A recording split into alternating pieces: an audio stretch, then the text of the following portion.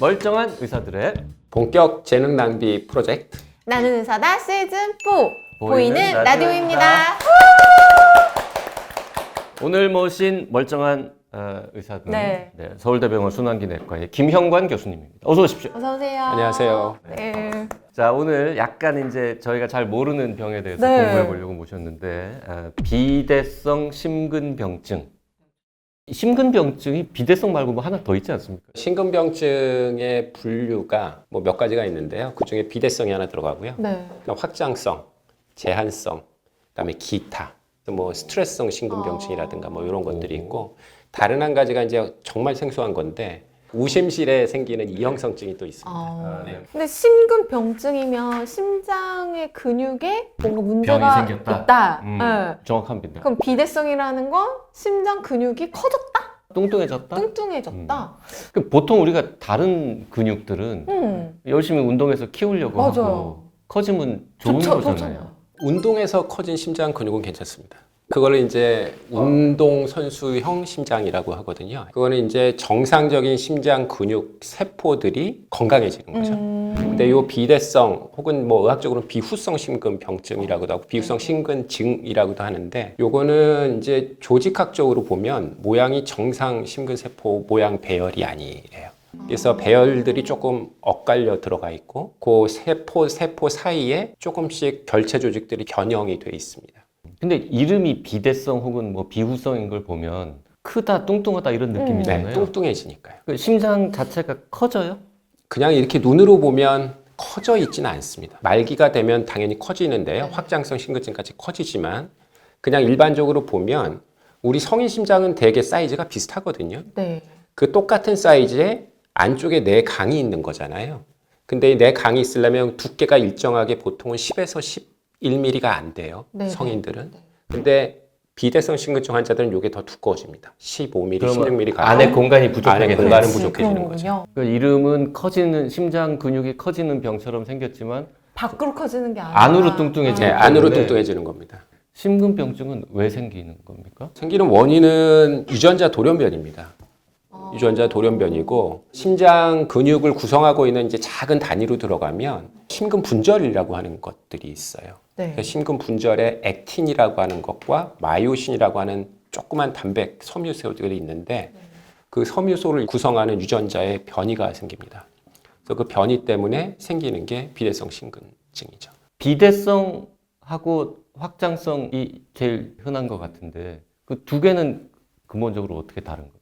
확장성은 원인 자체가 유전성도 있고 우리나라 같은 경우 술 때문에 생기는 경우도 많고, 비대성은 술이나 이런 거랑은 관련이 없고요. 제가 말씀드린 그냥 유전자 돌연변이 때문에 생기는데, 그 유전자 돌연변이가 지금까지 알려진 게 한 1,400종 정도 됩니다. 근데 이제 흔한 거는 한 3, 40종 정도 돼서 우리가 이제 유전자 검사를 한다 그러면 그 3, 40종에 대한 유전자 검사를 주로 하게 되는 거고, 그래서 이제 거기서 안 걸리는 사람들이 있겠죠. 그 주로 뭐 어떤 노인에게 생긴다 뭐 이런 거 없습니까? 전 연령대에 다 발견이 됩니다. 소아청소년과에도 환자가 있고요. 그 다음에 심지어 괜찮다가 문헌상으로는 80대 때 진단됐다는 사람도 있습니다. 근데 유전자 돌연변이가 원인이면 네. 그 돌연변이가 태어날 때부터 있었던 거죠. 있었을 수도 있고 중간에 생겼을 수도 있습니다. 근데 가지고 있었다고 해서 전부 다 실제로 비대성 심근병증으로 발현되는 건 아닙니다. 그러니까 유전자 변이를 가지고 있는 10명이 있으면 7명은 실제로 병을 발현을 하고 3명은 실제로 병이 발현이 안 되고 유전으로 내려보낼 수는 있는 거죠. 그러면 이게 병이 발현이 됐다라는 건 이제 뭔가 증상이 나타날 거잖아요. 뭐가 있을지 한번 짐작해 보세요. 숨이 차다? 정답. 아, 그래요? 숨이 차다 말고는 또 뭐가 있어요? 어지럽다? 어지럽다도 간혹 있을 수 어지러울 있습니다. 수도 있을 것 같은데. 실신을 합니다. 간혹 실신할 수 있고요. 어지러움을 네, 넘어서 의식을 잃을 수 있고, 그다음에 가슴 불편감을 느끼시는 분들도 있습니다. 그다음에 운동할 때 숨차다. 운동하면 숨 차는 거 아닙니까? 조금만 운동해도 숨차게. 동년배들보다 운동 능력이 떨어지는 거죠. 그 유명한 운동 선수들 중에서 갑자기 경기하다가 막 쓰러져가지고 결국 막 돌아가시고 이런 분들 있잖아요. 진짜요? 그 축구 선수들이 갑자기 쓰러지는 경우는 대부분 다 이겁니까?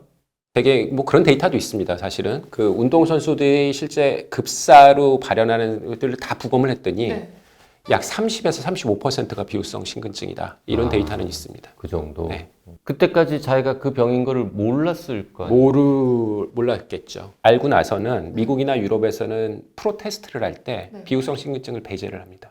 아. 우리나라는 아직까지는 안 되는 것 같고요. 비대성 심근병증은 치료 방법은 따로 없는 거예요? 완전히 치료할 수 있는 방법은 사실 없습니다. 왜냐하면 유전자 자체가 이미 변이가 된 거기 때문에 그거를 완전히 돌릴 수 있는 방법은 없는 거죠. 그래도 뭔가 하실 거 아닙니까? 비대성 심근증의 타입 나누는 방식이 몇 가지가 있는데 그 중에서 이제 폐색성과 비폐색성으로 나누는 방식이 있습니다. 그러니까 폐색성이라고 하는 건 이 심장이 수축을 할 때 좌심실의 피가 대동맥으로 나가야 되잖아요. 궁극적으로는.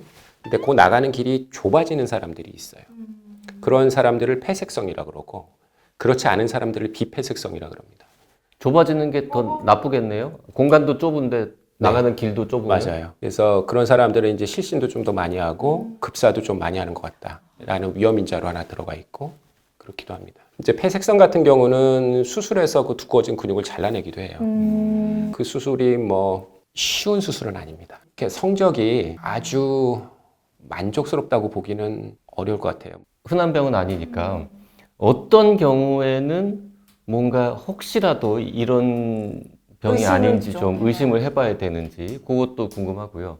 그 다음에 이제 그 진단된 분들이 뭐 좀 조심해야 될 거라든지 뭐 이런 것들 알려주시죠. 어떤 분들이 꼭 검사를 해야 된다 이런 게 있으면 참 좋겠는데 지금 뭐 딱히 그런 건 사실은 없어요. 한 가지만 있다 그러면 가족 중에 비대성 심근증으로 진단되신 분이 있다고 하면 그 분의 형제 자매 아. 그다음에 친척들 자식들도 마찬가지고요. 아들 딸들 네. 남녀 관계가 없습니다. 그래서 고기는 스크리닝 검사를 해보시는 게 좋아요. 50% 확률로 유전이 유전자가 됩니다. 같을 가능성이 있으니까. 맞습니다. 그리고 진단된 분들은 뭘 해야 됩니까? 증상이 없으면 일반적으로 치료를 따로 안 하는 경우도 있습니다. 안 하는 경우도 있는데 이제 급사라는 위험이 하나 있거든요. 그래서 급사의 고위험군들 같은 경우는 제세동기를 몸 안에 삽입을 하기도 합니다. 그리고 약물 치료를 같이 하는 경우도 있고요. 근데 이제 의학적으로 급사를 예방할 수 있다라고 입증이 된 거는 제세동기밖에 없습니다. 본인이 눌러요 그러면? 아니요, 그 삽입을 해놓으면 얘가 알아서 부정맥이 생기면 지가 아. 발견을 해서 자동으로 샥을 줍니다. 그러면 그 급사의 고위험군은 네, 누구예요? 어떤 사람이에요? 그거는 굉장히 복잡합니다. 아, 그래요? 굉장히 복잡해서 이게 이제 매번 진료 지침이 업데이트 될 때마다 조금씩 바뀌는데요. 가족 중에서 이제 급사의 가족이 있는 사람들, 아. 그게 하나에 들어가고, 그다음에 심장 초음파에서 심실 두께가 30mm가 넘어가면 3cm가 넘어가는 사람, 그다음에 24시간 또는 72시간까지 심전도 모니터링을 했을 때 부정맥이 안 좋은 부정맥이 있습니다. 비지속성 심실빈맥이나 심실빈맥이 있는 사람들. 그다음에 최근 가이드라인 같은 경우는 좌심실 수축 기능이 50%가 안 될 경우에 지금 말씀하신 것들 중에 하나만 걸려도 조금 복잡하군요. 네, 그거 조금 네. 복잡합니다. 네, 그건 몇 가지 더 전문가의 있습니다. 판단. 그 고위험군에 해당하지 않으면 일상생활 뭐 등산을 하거나 뭐 운동을 하거나 뭐 테니스를 치거나 이게 다 괜찮습니까? 그게 약간 논쟁이 좀 있는 부분인데요. 2000년에서 2010년 중반까지는 모든 진료 지침이 경한 운동만 하라라고 돼 있었어요. 그러니까 중등도 부담되지 이상의 운동도 안 않게. 됩니다. 그러니까 왜냐하면 급사할 수 있기 때문에. 아. 근데 이제 최근에는 제가 발표한 논문도 그렇고 운동을 하는 것 자체가 급사를 별로 올리는 것 같지 않아요. 아. 그래서 중등도 운동까지도 해도 된다라고 돼 있고 강도 높은 운동도 의사랑 상의를 해서 할 수 있는 사람도 있다. 이렇게 바뀌었습니다. 바뀌었고 그래서 저 같은 경우는 환자분들한테 운동을 하셔도 좋다라고 얘기를 합니다. 얘기를 하는데 단 경쟁적인 운동을 심하게는 하지 마라. 좀 애매하잖아요. 그래서 이제 예를 들면 테니스 단식까지는 안 됩니다. 복식은 됩니까? 복식은 됩니다. 아, 좀 아, 그런 여유 있게 느낌? 할 네. 수 있게. 그러니까 축구 그냥 일반적으로 하는 그 조기 축구는 그냥 적당한 수준에서 하셔도 된다. 다만 운동선수 같이 매일 나가가지고 트레이닝을 하고 무슨 근육 키운다 뭐 한다 이렇게 하시는 건 안 된다. 급사를 하지 않으면 급사만 피해 가면 그러면 우리 평균 수명만큼 이렇게 오래오래 잘 사세요? 맞는 부분도 있고 아닌 부분도 있는데요. 일반적인 지금 비후성, 비대성 심근병증 가지고 계신 분들의 평균 수명은 일반인과 크게 다르지 않습니다. 조절을 잘 했을 때. 근데 급사를 제외하고 나면 몇 가지 중요한 것들이 있어요. 하나는 심방세동이라고 하는 부정맥이 굉장히 잘 생깁니다. 그래서 심방세동이라는 게 생기면 이제 그걸로 끝나는 게 아니고 동반되는 것들이 있습니다. 심부전. 심부전 증세가 남들보다 빨리 생기고요. 그다음에 심방세동은 뇌졸중을 포함한 혈전색전증이라고 하는 게 잘 생겨요. 그래서 심장 안에 피떡이 만들어져서 머리로 가면 뇌졸중이 되는 거고요. 장으로 가면 장경색이 되는 거고요. 그다음에 팔이나 이렇게 다리 쪽에 혈관 가서 막으면 그쪽에 다리 쪽에 경색이 돼서 마비가 된다든가 아니면 그냥 두면 다리가 괴사가 된다든가 이렇게 되는 거죠. 그래서 그런 심부전, 그다음에 심방세동, 급사 요게 굉장히 중요한 의사들이 다루는 축이 되는 세 가지 축입니다. 이제 급사 위험에 굉장히 막 모든 걸 다 포커싱을 하시거든요. 너무 일반인들이. 충격일 예. 것 같아요. 그 얘기를 들으면. 실제로 오시면 일반 외래에서는 잘 못하고요. 요 비후성 심근증 클리닉 따로 합니다. 그러면 시간이 좀 되니까 이런저런 설명을 좀 드리면 이제 다른 설명은 다 이제 한쪽 귀로 듣고 한쪽 귀로 흘리세요. 그리고 이제 딱 머리에 남는 거 급사입니다. 급사. 급사만 딱 남아서 이제 정신적인 충격을 받으시죠. 그래서 이제 저도 이제 그것 때문에 논문 썼지만 정신과를 가시는 경우가 꽤 있어요. 거기 이제 딱 포커싱이 돼서 그렇게 하실 필요는 사실 없고 제가 가지고 있는 데이터를 보면 우리나라 분들의 급사는요 대개 2.5에서 3%쯤 됩니다. 전체 비후성 심근증 환자 100명이 있으면 2명에서 3명 정도예요. 그다음에 우리나라 분들은 나이가 65세가 넘어가면 이것 때문에 급사는 거의 없다고 보시면 됩니다. 그 급사가 그렇게 걱정되는데 그 걱정하는 분들한테 다 제세동기를 집어넣는 거는 안 됩니까? 합병증이 있습니다. 제세동기. 네, 제세동기가 우리가 ICD라 그러거든요. 심실 자동 세동기를 ICD라 그러는데 ICD 넣은 사람 중에 20에서 25%가 합병증을 경험을 합니다. 어떤 합병증? 샥이 들어가지 않아야 될 때 들어가는 거예요. 들어가지 안 들어가고 뭔가 넣어놓은 거기 때문에 이물질이니까 네네. 감염이 되는 수가 있겠죠. 그 다음에 그걸 넣어놓게 되면 삼천파막 역류라고 하는 것이 생기는 경우도 있습니다. 그러니까 그런 합병증들이 있어요. 그걸 다 따지면 20에서 25% 돼요. 그러면 이제 요즘 조금 더 발전했으니까 그게 많이 줄었겠죠? 근데 별로 많이 안 줄었어요. 2018년, 19년 나온 데이터는 한 20%쯤 됩니다.